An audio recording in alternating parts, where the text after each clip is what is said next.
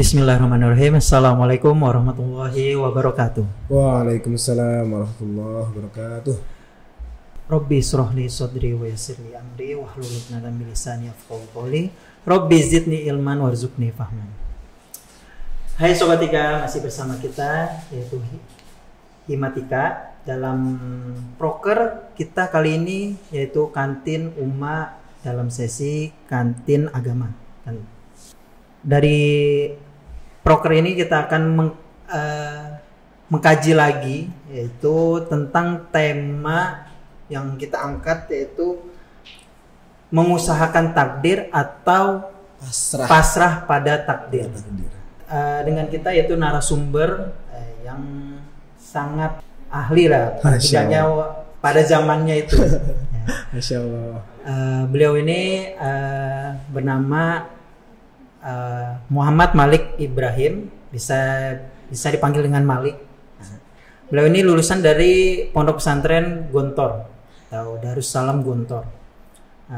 Terus melanjutkannya lagi perkuliahannya di jenjang di Unida atau bisa disebut Universitas Darussalam. Oke, itu sedikit prolog dari kami. Mungkin langsung saja ke tema kita yang akan kita bahas ya. Siap. Pada kajian ini. Mungkin langsung saja. Ini ada beberapa pertanyaan nih dari tema ini. Yang pertama ini, apa sih pengertian dari takdir itu? Menurut antum itu apa? Takdir ini mungkin sebelum kita masuk ke pembahasan tadi ya, ini mungkin agak jadi pembahasan yang berat mungkin ya, karena ini kita akan bahas tentang bagaimana tentang ketetapan Allah, bagaimana tentang ketentuan Allah dan lain-lainnya. Tapi kita usahakan sedemikian rupa untuk membuatnya diseringan-ringan mungkin ya kan, untuk di kalangan kita dulu aja. Jadi mungkin sedikit kita bahas tentang takdir ini akan berkaitan tentang rukun iman kita. Ya kan? Rukun iman kita kan ada 6 ya Sobat Taufik ya.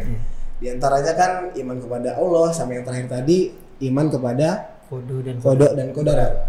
Al-imanu bil qadari khairihi wa syarrihi. Baik buruknya harus kita imani juga. Mau nggak mau kita harus menerima tentang takdir Allah tadi. Secara pengertian mungkin akan kita bagi jadi 2 di sini, Sobat Taufik.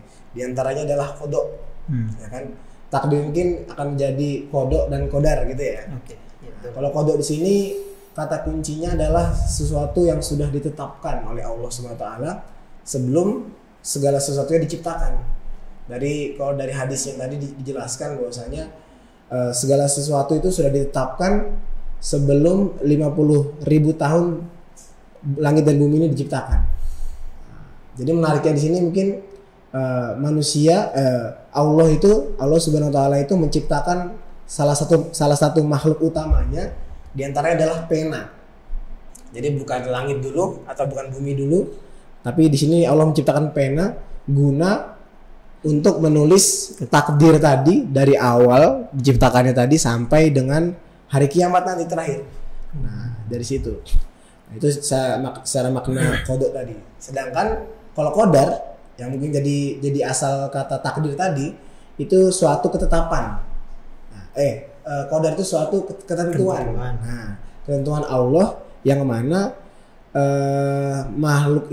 para makhluk ciptaannya tadi termasuk di antara manusia ini telah ditentukan bagaimana takdirnya, bagaimana rezekinya, ajalnya. Ada beberapa hal yang mungkin kita tidak bisa ubah karena memang sudah fitrahnya seperti itu. Contohnya kayak kita lahir di keluarga yang seperti apa, betul. Kita dari ras yang mana, dari planet mana, kan kita nggak tahu dan kita nggak bisa milih. Itu. Kayak itu. Dan lainnya juga misalnya kayak rezekinya, ya kan jodohnya. Mungkin ya kan, ya mungkin Sobat Taufik jodohnya udah ketemu atau belum gitu. Ya, kayak gitu-gitu mungkin hal-hal yang sudah tidak bisa kita tentukan dan kita harus ngikutin takdir. Walaupun di sampingnya itu kita tetap harus berikhtiar, berusahakannya gitu. Oke. Setelahnya mungkin dari takdir tadi kan ada kodo dan kodar. Mungkin ada macam-macamnya lagi nih. Selain kodo dan kodar nih, apa sih pengertian dari mereka itu? Macam-macamnya. Mungkin kami pribadi pun pernah sedikit membaca-baca ilmu tadi. Di antaranya ada beberapa macam pembagian takdir tadi. Menurut beberapa ulama, di antaranya salah satu pendapat ada dua yang membaginya. Di antaranya adalah takdir mu'allaq dan takdir al-mubrom, ya kan? Nah, kalau secara pengertiannya mungkin secara rincinya takdir mu'allaq di sini adalah takdir yang berkaitan dengan ikhtiar manusia. Iya, jadi yang masuk yang mungkin bisa kita bilang rezeki tadi, jodoh tadi. Itu kita bisa mengikhtiarkan atau mengusahakan untuk hal-hal yang baik. Jadi kan makna ikhtiar di sini usaha yang menuju hal yang baik. Ya kan, bukan berarti kita mencuri gitu untuk dapat rezeki, bukan. Itu bukan maksud ikhtiar. Itu maksudnya ke maksiat nanti. Maksiat. Iya. Jadi kita harus ada ikhtiarnya. Itu yang disebut takdir mu'allaq yang berkaitan tentang manusia tadi, ya kan? Nah, sedangkan yang kedua di sini adalah takdir yang mubrom. Ya, mungkin bisa dibilang juga takdir yang azali. Itu adalah hak prioritas Allah tentang bagaimana berjalannya kehidupan semesta alam ini. Termasuk dari diantaranya adalah penciptaan manusia tadi. Takdir kita gitu, kemudian ajal kita, ke senang atau tidaknya kita itu tergantung dengan ketetapan Allah yang sudah ditetapkan sebelum kita diciptakan. Gitu, Taufik. Mungkin ada lagi nih pertanyaannya, itu apa sih hubungan antara mengusahakan takdir tadi, apa yang kita ikhtiarkan tadi, dengan kita pasrahkan kepada takdir itu. Nih, kita besok mau makan nih, saya pasrah, toh takdir itu kan udah ditentukan kan. Iya. Rezekinya udah ada. Rezekinya udah ada. Bagaimana? Kalau bagaimana caranya kita itu tadi, sebenarnya ada sedikit pembahasan lagi tentang pembagian yang tadi ya, tentang yang mu'allaq dan yang mubrom tadi itu dibagi-bagi menjadi beberapa hal lagi. Di antaranya itu kan ada yang azali tadi itu ya.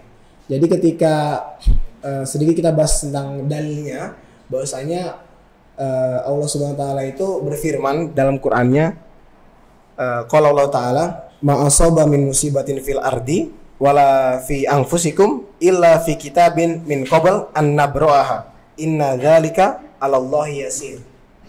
Yang artinya tiada suatu bencana ataupun yang tiada suatu bencana pun yang menimpa di bumi dan tidak pula menerima dirimu masing-masing di sini, melainkan telah tertulis dalam kitab Lauhul Mahfuz, ya kan?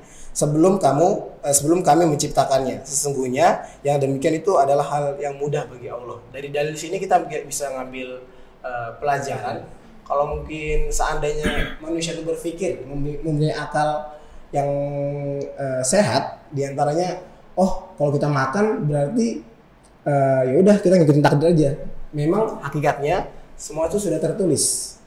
Cuman para nabi-nabi sebelumnya pun sebelum beliau ini mendapatkan mukjizat, Allah tidak pernah memberitahu apa yang akan terjadi setelahnya. Iya, contohnya kan kayak Nabi Ibrahim alaihissalam. Ketika Nabi Ibrahim alaihissalam itu ingin dibakar, ya kan? Apakah Nabi Ibrahim diberitahu bahwasanya tenang Nabi Ibrahim, api itu tidak akan membakarmu? Apakah ada berita seperti itu sebelumnya? Tidak ada. Allah cuman menyuruhnya untuk berpasrah dan berserah dan melakukan apa perintahnya Allah tadi. Ya. Setelah itu ternyata qadarullah, api yang panas tadi hilanglah sifat panasnya sehingga tidak membakar Nabi Ibrahim. Itu satu kisah Nabi. Yang lain juga masih ada kayak seperti sebagaimana kisah Nabi Musa. Yang fenomenal ini ya. Coba yang kira-kira yang fenomenal dari Nabi Musa itu apa? Yang ikoniknya itu apa? Membelah laut. Membelah lautan gitu kan. Dengan alatnya diantaranya adalah tongkatnya. Tongkatnya ini memiliki segala macam manfaat atau faedah yang mana darinya munculnya mukjizat-mukjizat yang diberikan oleh Allah Subhanahu wa taala. Diantaranya kan tongkat tadi Nabi Musa tidak pernah tahu, tidak pernah diberitahu bahwasanya laut tadi akan terbelah. Betul. Iya kan? Apakah Allah memberitahu? Belum. Allah cuma memberitahu Musa, silakan pukulkan tongkat Anda ke lautan. Ya, ketika dia terdesak tadi, maka qadarullah lagi, ya kan? Dengan izin Allah terbelahlah lautan tadi sehingga menenggelamkan Firaun dan lain-lainnya. Dan itu bisa dari kisah-kisah tadi kita bisa ambil hikmah beberapa diantaranya. Tetap harus ada usaha, tetap harus ada ikhtiar yang mana tadi menyampaikan kita atau kita bisa sampai ke tujuan kita tadi. Contoh kayak makanan, kita agak sedikit lebih ringan ya. Kalau misalnya contoh makanan tadi, kita mau makan besok atau makan apa? Kalau tanpa usaha, apakah bisa? Walaupun orang tua kita sudah menyiapkan makan di meja di rumah, apakah tanpa usaha makanan itu akan masuk mulut kita sendiri? Tidak mungkin. Tidak Pasti mungkin. Kita jalan dulu ke tempat makan. Kita butuh effortnya, kita pada jalannya, kita butuh suapnya, ya kan, cuci tangan, doa segala macam itu kan termasuk dari ikhtiar tadi, sehingga dapat itu yang ringan, yang ringan tadi ya kayak gitu. Kalau misalnya semua ya kembali ke proyek awalnya tadi, demi keseimbangan. Seandainya kalau manusia semua berpikiran seperti itu, insya Allah tidak ada akan kerja, tidak akan ada yang berusaha, ya kan? Betul. Baik buruknya tidak akan tercipta di situ. Mungkin selanjutnya ini ada lagi pertanyaan. Tadi kan hubungan antara mengusahakan dan pasrah. Dan sekarang nih ada pertanyaan lagi nih. Perbedaannya antara mengusahakan tadi sama pasrah tadi seperti apa menurut antum? Ya, sebenarnya kalau dua hal ini tadi kita berusaha untuk mengarahkannya ke hal yang positif ya. Yeah. Karena tadi pasrah tadi bukan berarti jelek sejelek-jeleknya kita pasrah, justru sebaliknya dari pasrah tadi kita bisa belajar sabar, kita bisa belajar tawakal. Jadi kalau misalnya di pada konteks ini kita ambil hal yang negatif, itu malah jadi hal yang kurang baik juga. Sebenarnya pasrah di sini perbedaannya cuma diantaranya di niat dan usaha si manusia tadi. Iya, jadi kalau misalnya manusia tersebut Bismillah lillahi ta'ala mengikhtiarkan segala sesuatu yang baik-baik tadi demi kebaikannya dia dan kepentingannya dia, insya Allah akan melahirkan hal-hal yang positif juga. Sebaliknya tadi, kalau misalnya ada memang beberapa manusia ada yang berpikiran kurang benar, yang mana pasrah di sini diartikatakan sebagai makna yang pasif. Kata kuncinya mungkin di situ ya, kata-kata yang pasif. Ketika dia pasif tanpa melakukan apapun, belum mengerjakan apapun, tanpa mencoba apapun, terus dia pasrahkan segalanya, ya tidak akan ada perubahan.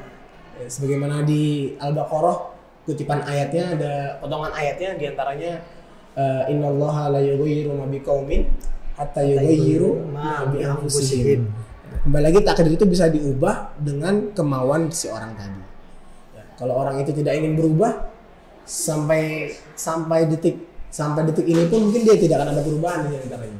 Nah, walaupun Allah tetap sudah menentukan dan telah mengetahui sebelumnya.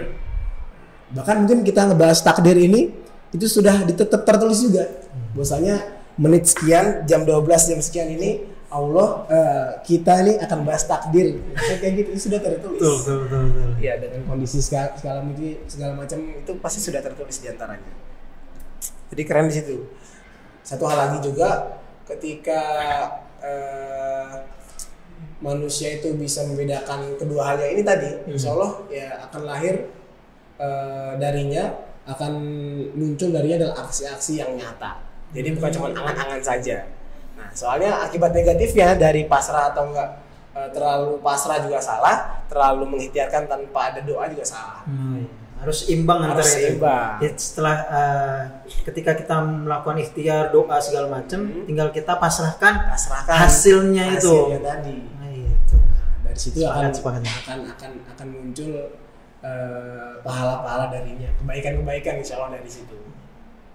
Ini lanjut. Dari tadi pembahasan kita itu dari pengertiannya macam-macamnya, hubungannya, perbedaannya. Nah, sekarang buat menyimbangkan antara kita mengusahakan takdir tadi sama memasrahkannya, mungkin bisa jelaskan oleh antum gimana?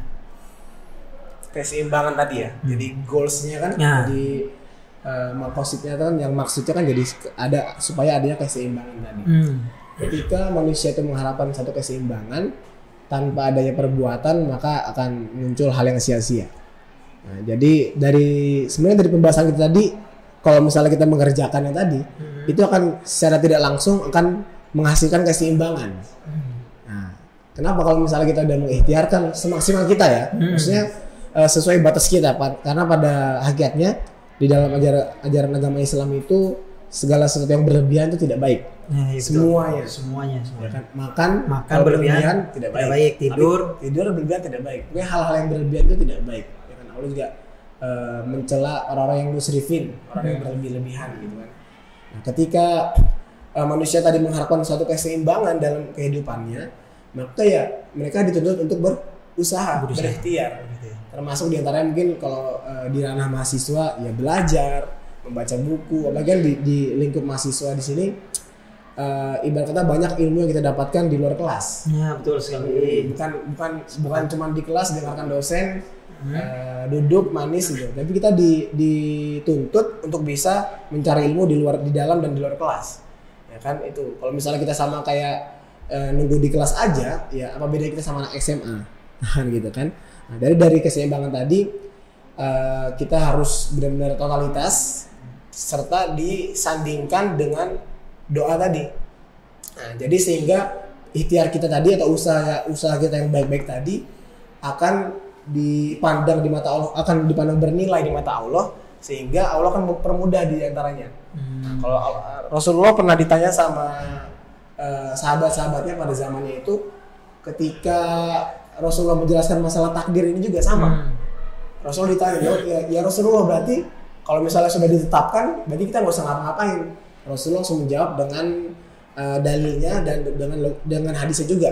Ya, di sini Rasulullah yang mungkin nanti jadi ayat Al-Qur'an juga, qala Allah Ta'ala fa amma man a'ta wattaqa wa saddaqa bil husna fasayassiruhu lil yusra wa amma man bakhila wastaghna wa kadzdzaba bil husna fasayassiruhu lil yusra. Jadi sini ada dua kata yang menarik berlawanan, yusro sama usro. Nah, kalau kita ngebahas tentang keseimbangan tadi kan identik dengan kemudahan, lancar, ya kan? Kita disuruh fa'amman a'tawattaqo. Sebenarnya Al-Qur'an pun ada juga yang membahas Al-Qur'an itu kalau di pers intisarinya akan muncul satu kata aja. Apa itu? Takwa. Betul. Allah, jadi dari Quran tadi tuh Allah cuma minta kita untuk takwa tadi. Nah, dari takwa tadi di sini dikisahkan tadi kan di fa'amman a'tawattaqo wa saddaqa bil husna wa sanuyassiruhu lil yusra, maka akan dimudahkan. Bukan Allah menjelaskan nanti apa namanya akan jadi kayak gini. Enggak. Cuman Allah menjelaskan, Allah permudah urusan. Terus kebalikannya, fa'amma man bakhila wastaghna. Bakhil orang yang pelit dan juga merasa cukup, akhirnya sombong sama Allah tadi.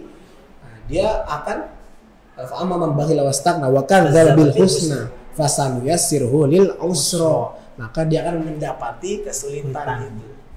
Maka terkadang saya juga pernah mengutip ada beberapa kajian dari Ustaz Adi Daid itu, ketika manusia itu merasa dirinya berada di posisi yang stuck atau udah merasa mentok nggak bisa ngapa-ngapain lagi, bahkan manusia yang lain ngomongnya ini udah mustahil. Nah, disitulah Allah ngasih kode saya tidak langsung bahwasanya ya memang manusia bilang tidak mungkin, tapi apa yang tidak mungkin bagi Allah Subhanahu wa Ta'ala. Allah Subhanahu wa Ta'ala tadi. Jadi dikembalikan ke situ tadi ya, kepada ikhtiar kita tadi. Nah, setelah ikhtiar tadi baru kita pasrahkan kepada Allah. Hasil akhirnya seperti itu. Mungkin terjawab lah ya. terjawab. Nanti mungkin kita bahas lagi kalau misalnya kurang. Kan banyak sekali sudut pandang yang kurang baik lah tentang takdir ini. Ya, terutama oleh manusia sendiri ya. Banyak sekali dia menjabarkan takdir ini yang kemana-mana. Gimana sih meluruskan ini sih untuk pandangan kita sebagai manusia, apalagi sebagai Muslim gitu loh kita. Gimana menurut Antum? Kalau bagaimana untuk meluruskannya, mungkin ada sedikit pembahasan, mungkin agak melebar sedikit ya Pak ya? Iya boleh. Dulu tuh di bangku kuliah kita pernah diajarkan ada beberapa golongan yang menyeleweng, di antaranya mungkin Qadariyah sama Jabariyah. Iya. Ini karena berkaitan sama takdir, jadi mungkin kita bisa angkat golongan ini. Dari golongan Qadariyah dan Jabariyah ini tadi, ini jadi dua golongan, dua kubu lah ya, yang sangat-sangat bertolak belakang. Di antaranya mungkin secara singkat aja, yang Qadariyah ini dia menganggap bahwasanya dia itu mampu, dia itu memiliki hak untuk menentukan hidupnya. Nah, jadi tanpa ada keterkaitan dengan yang lain-lainnya. Contohnya kayak dia diciptakan, ya sudah dia bebas menjadi apa aja. Ya, jadi dia menafikan atau mengingkari tentang adanya haknya Allah di sana, ketuhanan. Sedangkan kalau yang Jabariyah ini kebalikannya, dia merasa dia itu dipaksa seperti ini, sehingga akan muncul ketika mungkin ada pencuri di kalangannya, oh saya mencuri, ya sudah takdir Allah dan nulis kayak gini. Nah, jadi dia kayak gitu. Ada yang satu dia memiliki hak penuh atas hidupnya, yang satu dia benar-benar pasrah pada hidupnya tanpa ada mikir-mikir hak yang lain-lainnya. Mungkin ada hal-hal positif darinya, cuman ketika mereka tadi terlalu fanatik dengan golongan tadi, akhirnya muncullah pandangan yang jelek tadi. Oh berarti mana katanya Allah maha baik, terus kenapa Allah menciptakan mencuri? Kalau misalnya zaman sekarang kan, kalau misalnya Allah maha baik, kenapa adanya korupsi? Misalnya kalau mau dibahas, ya kan? Ya itu gitu. Kalau mau dibahas dari hal-hal yang lain tadi, mungkin bisa kita ambil hikmahnya. Itu banyak kejadian-kejadian yang jadi bukti dari kebenaran Allah gitu, ya kan? Nanti kalau kita senggol sedikit lagi boleh ya? Boleh. Kalau kita senggol sedikit lagi, kalau mau dibilang masalah gaji mereka yang korupsi kan udah MM-an. Tapi kenapa masih korupsi? Ya itu tadi. Nah, mungkin salah satu kita pasrah dan ikhtiar tadi akan melahirkan hal yang positif yang mengcounter sifat korupsi tadi atau sifat-sifat koruptor tadi. Di antaranya adalah rasa syukur. Itu yang buat kita cukup tadi. Karena bukan masalah nominal, bukan masalah berapa jumlahnya ya. Kalau dibilang nominal, subhanallah banget ya kan, sekian M per bulan masih korupsi. Iya kan, ngeri kan kalau bahasanya. Iya, cuman kenapa masih terjadi ya? Karena Allah mungkin qadarullah, Allah ingin membuktikan bahwasanya dunia ini memang tidak seberharga itu, tidak sebernilai itu di mata Allah secara sudut pandang agama loh ya. Walaupun padahal hakikatnya masih banyak orang-orang yang lebih membutuhkan. Kalau misalnya kita mau tinjau dari rasa syukur tadi ya, kalau misalnya kita tinjau di rasa sabar sebagai kita nih, sebagai yang dizolimi tadi, kita kan bisa menimbang memetik di antara adalah rasa sabar. Mungkin ada yang pernah bilang sabar itu ada batasnya. Nah, kalau menurut antum gimana? Menurut saya tidak ada batasnya. Tidak ada batasnya sebenarnya. Cuma itu ada awalnya sabar itu ada batasnya. Ya, karena yang tahu batasan kita itu ya Allah. Karena Allah yang menguji kita dengan ujian seperti ini. Ya mungkin umat manusia di Indonesia ini kuat-kuat sabarnya. Ya. Akhirnya diuji dengan ujian yang ya udah korupsi sekian. Ya walau bisa itu ya kita kembalikan ke yang Maha Kuasa gitu kan. Nah, salah satu pembahasan nih, kita masih bahas korupsi nih ya. Maha adilnya Allah, ya Allah itu menciptakan alam akhirat. Nah, itu yang melapangkan dada kita, mungkin dada kami pribadi pun, ketika kita percaya tentang hari akhir, ada timbangan, ada yang mau mizan, yang mau hisab nanti. Ya udah mungkin nanti ya mereka akan dihisab, akan diazab atau akan menerima sesuai dengan apa yang mereka kerjakan. Itu yang buat kita aman. Jadi ketika kita menuntut keadilan di dunia, sebenarnya keadilan itu susah dibahas, maksudnya dalam konteks sesuai sudut pandangnya di mana. Iya. Ya kan? Macam-macam manusia. Macam-macam dari sudut pandang kiri beda, kanan beda. Adil kan beda-beda. Walaupun pada akhirnya adil di sini kan bukan berarti harus sama. Betul. Mungkin secara umumnya adil sini adalah sesuai porsinya saja. Porsinya masing-masing. Seperti itu untuk menciptakan keseimbangannya tadi. Mungkin dari sekian banyak pembahasan tadi, pertanyaan yang sudah Ana lontarkan pada antum, mungkin implementasi kita sekarang terhadap takdir ini, implementasinya tuh keseharian tuh bagaimana gitu? Tentang takdir tadi ya. Nah, dari pembahasan kita tadi mungkin kita bisa ambil beberapa buah sari-sarinya, di antaranya itu dari sini ketika kita sudah mengimani kodar dan kodar tadi, khairihi wa syarrihi tadi itu ya, baik atau buruknya tadi, itu insya Allah kita akan menambah kuat di doa dan ikhtiar kita. Yang pertama, pasti kita harus tetap berusaha akan semaksimal mungkin sebisa kita. Yang kedua, mungkin kita bisa menambah amal soleh atau beramal, beramal soleh tadi, sehingga nanti akan lahir darinya hal-hal yang soleh juga, hal yang baik juga. Yang selanjutnya, kita juga berusaha untuk ngambil keputusan yang bijak. Karena kita udah bahas takdir nih ya, mungkin setelah ini kita mau kemana, kita udah punya gambaran, oh ketika ada kejadian yang menimpa saya seperti ini, mungkin kayak misalnya contohnya kayak banjir, musibah-musibah yang sekarang di daerah Jabodetabek ya kan, banjir, mungkin ada hikmah di dalamnya. Dari antaranya mungkin paling dangkal, paling umum banget di antaranya adalah kita diuji kesabarannya, ya kan, sehingga rasa sombong, rasa kikir tadi, pelit dan lain-lain itu tidak akan menyakiti atau tidak akan berdampak pada hati kita. Itu salah satu pembahasan kita juga saya juga pernah bahas masalah hati gitu. Oke. Ya, gitu. Terus juga diantaranya sabar dan istiqomah, kan? Darinya tadi muncullah sabar dan istiqomah. Jadi dalam mengerjakan sesuatu kita bisa menerima dengan lapang dada. Ya, tadi. Karena memang konteksnya tadi secara istilah tadi bukan cuma menerima kodonya aja, tapi al-imanu bil qadari khairihi wa syarrihi. Jadi kita menerima baik dan buruk-buruknya. Nah, dari hadis tadi itu kan hadis Jibril ya, kalau mau dibahas itu agak panjang hadis Jibril itu. Nah, sedangkan dari tadi diperkuat dengan firman-Nya Allah itu di kalau Ta'ala asa an takrahu syai'an tadi wa huwa khairul lakum wa asa an tuhibbu syai'an wa huwa syarrul lakum. Ya kan, apa yang baik menurut kita belum tentu baik menurut Allah. Apa yang buruk menurut kita belum tentu buruk menurut Allah. Itu nanti kita makanya dari tadi kita pakai pasrah tadi untuk setelah ikhtiar tadi. Nah, itu. Dan selanjutnya mungkin kita bisa menghindari yang namanya maksiat. Ya kan? Jadi kita nggak seenak-enaknya. Soalnya tadi kalau kita nggak percaya takdir ataupun kita sudah tahu takdir kita, contohnya kayak kita sudah tahu kematian kita nih kan. Kita udah tahu misalnya kita mati 50 tahun lagi. Enak ya? Ya berarti ntar taubatnya pas umur sekian aja lah. Nah, nanti sebelum mati baru kita taubat. Itu kan akan merusak keseimbangan tadi.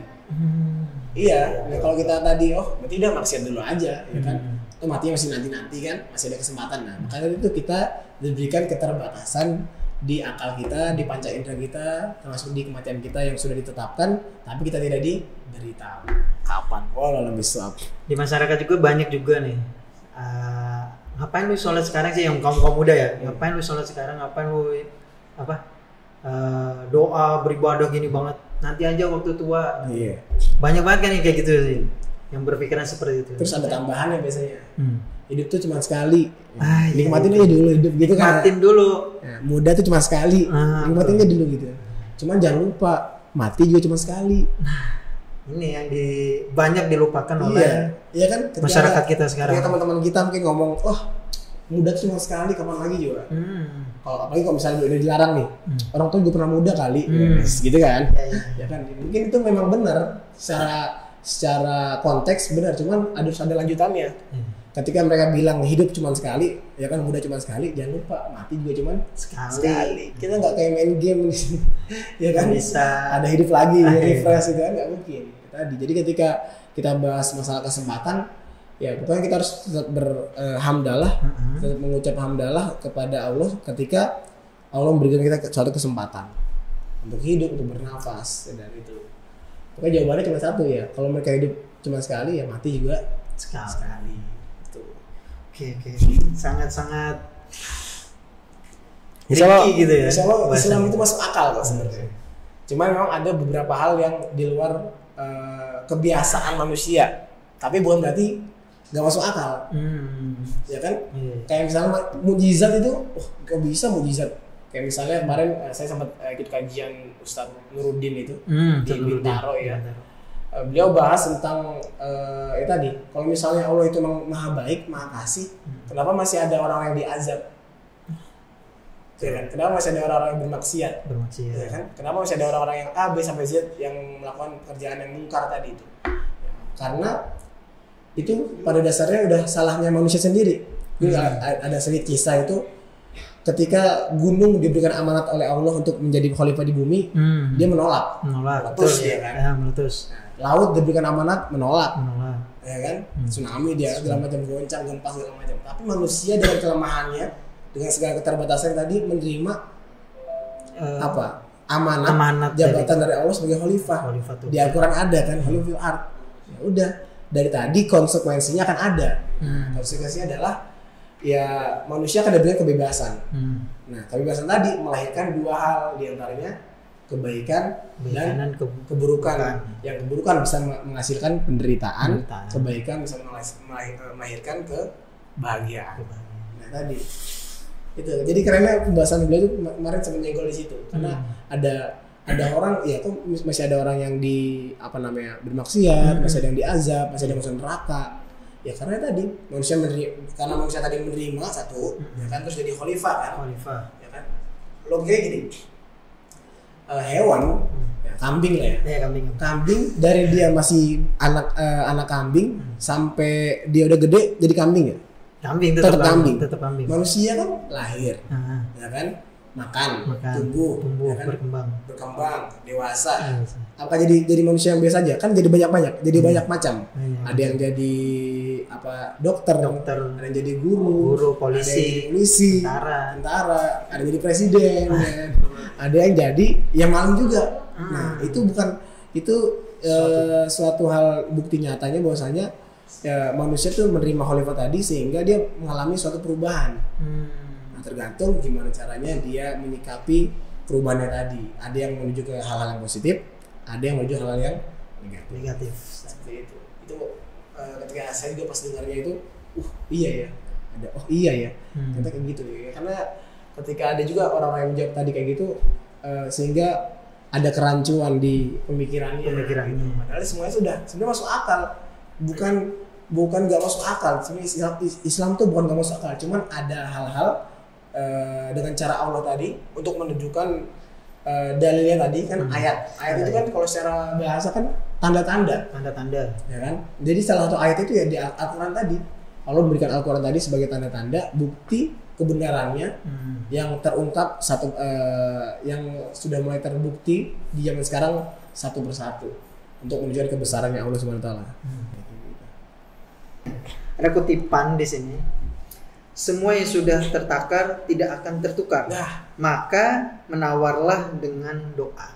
Itu. Gimana? Saya buat quotes kemarin kayak gitu. Ya kan, dari mungkin ada yang bilang juga bahwasanya salah satu yang bisa mengubah takdir tadi adalah doa. Ini juga ada hadisnya juga kan. Salah satu yang bisa mengubah atau enggak bahasanya? Bukan mengubah sebenarnya. Mengarahkan takdir kepada hal yang baik menurut kita, itu salah satu ikhtiar kita dengan doa tadi. Kan di sini dijelaskan dari Syekh Abdul Aziz bin Bas rahimahullah menjelaskan bahwasanya takdir yang berubah tersebut berkaitan dengan doa. Beliau berkata seperti ini. Ad-du'a'u min asbabi raddil qadar al-mu'allaq. Wal qadaru yakunu mu'allaqan wa yakunu mabtutan fa idza kana qadaran mu'allaqan. Nah, jadi maksudnya di sini adalah takdir yang mu'allaq tadi ya, yang kita bahas di mu'allaq tadi itu di awal. Nah, itu takdir yang bisa diubah dengan cara doa. Salah satu caranya wasilahnya adalah doa. Wasilah tadi. Nah, cuman ketika mungkin kita berdoa tadi yang sebagai wujud dari ikhtiar kita tadi, bukan berarti itu mengubah takdir yang mubrong yang azali tadi. Iya, yang ketentuan tadi. Yang ditetapkan dari awal tadi. Bisa jadi takdir itu sebenarnya seperti ini. Kayak contohnya kesehatan dan sakit dan kesehatan tadi itu. Ya. Di sini jelaskan Syekh itu menjelaskan lakinnahu fil haqiqah la yaruddul qada li anna al asla anna du'a maktubun. Anna du'a maktubun. Jadi sesungguhnya pada dasarnya doanya si hamba tadi itu sudah tertulis juga. Jadi referensi lah ibaratnya. Dari awal tuh sudah tertulis dia tuh akan berdoa seperti ini untuk mengubah takdirnya seperti ini. Itu sudah tertulis. Allah pun sudah tahu di situ. Nah, cuman ketika tadi dia sudah berdoa tadi dari wujud ikhtiarnya tadi, sehingga aslinya itu yang nggak ada yang berubah di mata Allah sebagai takdir yang mutlak, yang mubrong tadi, yang udah azali tadi itu loh, dari awal tadi itu tidak berubah. Cuman dari takdirnya manusia tadi, wujud ikhtiarnya adalah dengan dia berdoa, dengan dia mengikhtiarkan apa yang hajatnya tadi, sehingga bisa mengubah takdir tadi. Kayak misalnya kan kalau di sini quotes-nya adalah, kutipannya adalah semua yang tertakar, semua yang sudah tertakar tidak akan tertukar. Tidak akan tertukar. Mungkin dalam kurung sini konteksnya mungkin bisa rezeki, bisa jodoh, ya kan? Kapan? bisa ya kan? Kayak bahasa gitu sih sudah tertakar, semua sudah tertulis. Cuman manusia di sini diperintahkan untuk berikhtiar, berdoa, sehingga apapun hasilnya nanti sesuai ketetapan Allah kita bisa menerima dengan lapang dada. Wa ma khalaqtul jinna wal insa illa liya'budun. Liya'budun di sini kan aksi. Jadi kita nggak jelaskan kamu ntar jadi polisi, kamu ntar jadi dokter. Enggak, tadi kita disuruh di sini tidak diciptakan manusia dan jin itu tidak lain hanya untuk menyembahku, hanya untuk beribadah kepadaku. Jadi kita bisa mengkaitkan segalanya itu kepada hal-hal yang bersifat ibadah, sehingga bernilai pahala di matanya, gitu. Jadi memang pada intinya gini, intinya manusia itu hanya diperintahkan, ini perintah, jadi mutlak dari Allah ya. Perintahnya itu hanya untuk berusaha. Yang berikhtiar, berusaha, beraksi apa yang diperintahkannya Allah, seperti kayak sholat. Kalau misalnya dibilang sholat itu sebagai hal yang remeh, ya, sholat aja kan sebagai perintahnya Allah yang paling spesial di antara perintah-perintah lain. Zakat, yang lain-lain, sholat itu paling utama. Walaupun perintah pertama kan syahadat, sholat, puasa, zakat, haji. Ya kan? Syahadat ini dalam konteks di sini adalah kepercayaan kita, iman tadi. Ya kan, kita mensyahadati Rasulullah itu sebagai utusannya dan Allah sebagai Tuhan yang Maha Esa, kan kayak gitu. Baru langsung pada perintah yang sholat ini langsung pada aksinya. Jadi sudah sholat, kita padahal nggak tahu mungkin faedah sholat itu apa. Ntar dijelaskan, oh banyak. Di antaranya selain sebagai wujud penyembahan kita kepada Allah, itu sebagai banyak manfaat kesehatan di dalamnya. Iya, jadi sebenarnya semua tuh yang sudah ditetapkan oleh Allah itu hal yang baik. Nah, cuman ada segelintir atau mungkin kita manusia sebagai manusia yang hilaf tadi itu, akhirnya kadang-kadang kita menyeleweng, akhirnya kita salah, meragukan dan lain-lainnya tadi. Itu. Oke. Cukup banyak ya yang kita dapat dari narasumber kita pada kali ini. Masya Allah. Ya. Abdul Fakir. Seperti itu. Pada intinya itu kan kodo dan kodar itu kan sudah ada dalam rukun iman tadi ya. Yaitu tentang yang keenam. Kenapa yang disebut juga keenam? Tadi kan udah sebutin soalnya ada kodo dan ada kodar. Khairihi wa syarrihi. Jadi apa yang baik bagi kita, apa yang buruk dari kita, ya kita harus menerima itu. Nah, tadi juga ada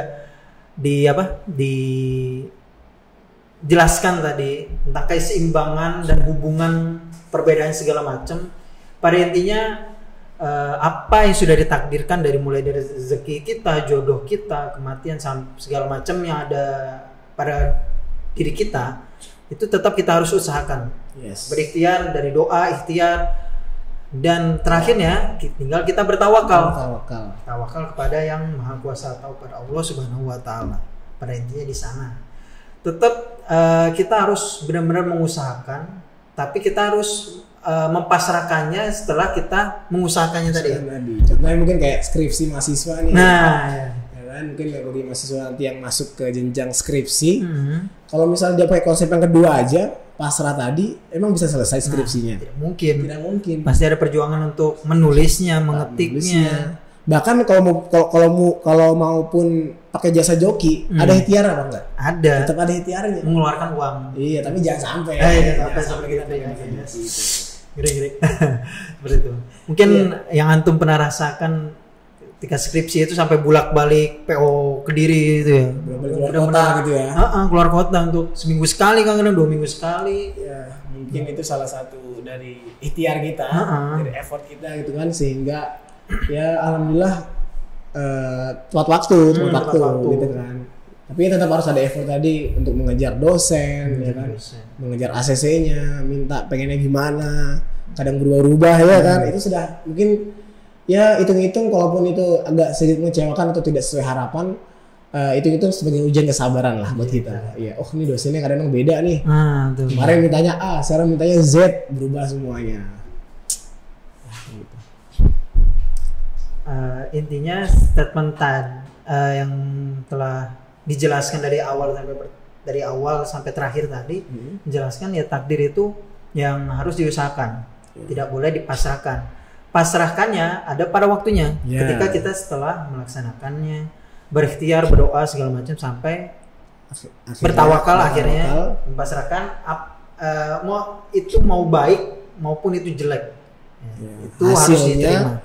Hasilnya tergantung bagaimana Allah telah menetapkannya tadi, dari kodo tadi, ketentuannya telah ditetapkan ketika 50.000 tahun sebelum diciptakannya suatu makhluk itu.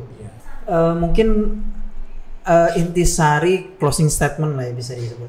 Intisari dari pembahasan tema mengusahakan takdir atau mempasrahkan takdir tadi. Gimana menurut antum?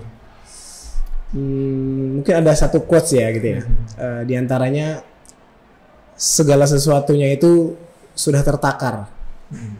Dan segala sesuatu yang sudah tertakar tadi insya Allah tidak akan tertukar.